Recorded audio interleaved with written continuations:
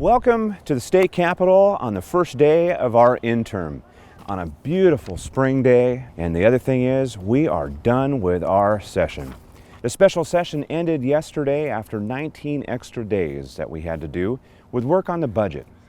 I'd like to hit a couple of key points in this final special session. It had a lot to do with the supplemental operating budget. That was the main reason that we were called back into session, so that we could come up with some solutions to some of the problems that we were facing.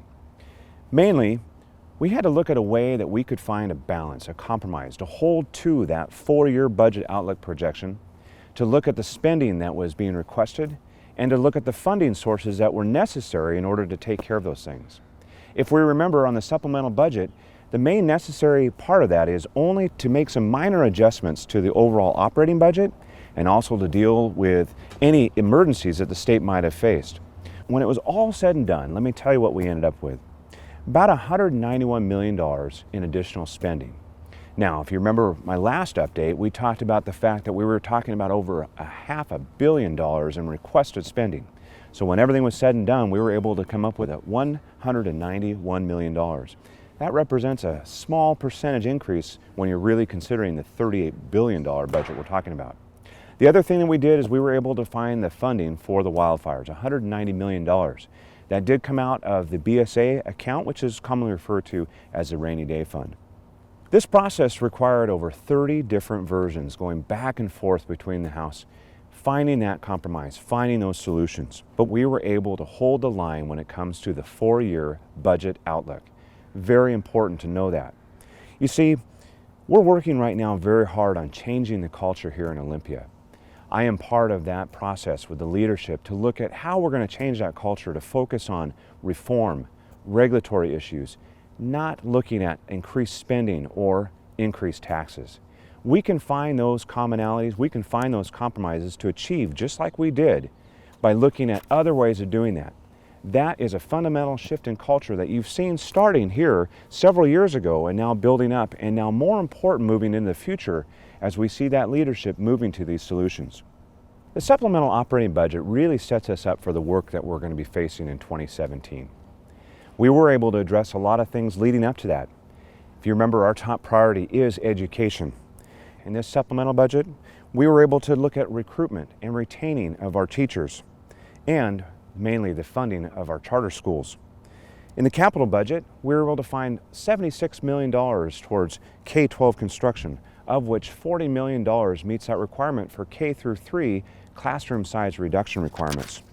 Of course, another priority for us is our work when it comes to social services, mental health.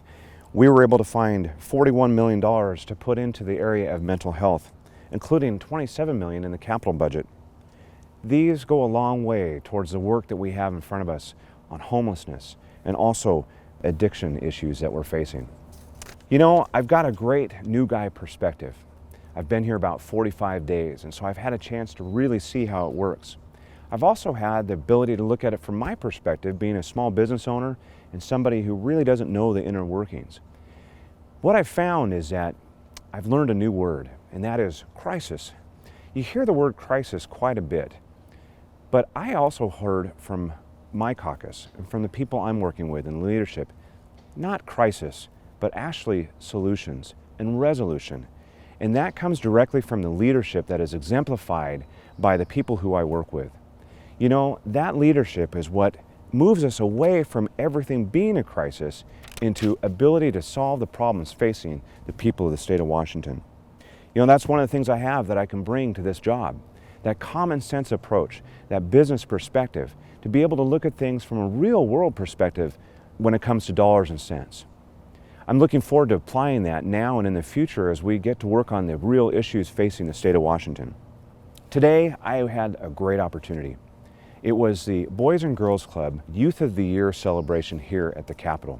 We started with the receptions at the Governor's Mansion, honoring all those who have received that, 14 Youth of the Year. They're on their way up to Seattle today to compete in the actual state Youth of the Year competition.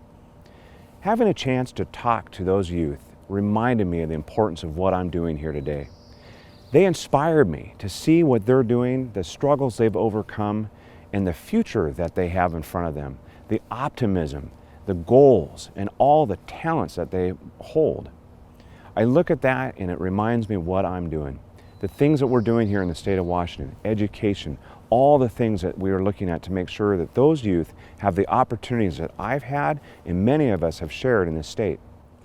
So I want to thank you again for allowing me this opportunity to talk to you a little bit about what we just got done doing and what we're getting ready to do. Of course, I look forward to meeting as many of you as I possibly can. My office will be open here, and we're starting to make appointments to sit down and visit with you, not only here, but actually out into the district. Getting out into Eatonville and Orion and Graham, Yelm, and all the communities. Look for town halls and other opportunities to get together. I want to thank you again, and I look forward to meeting and working with you real soon.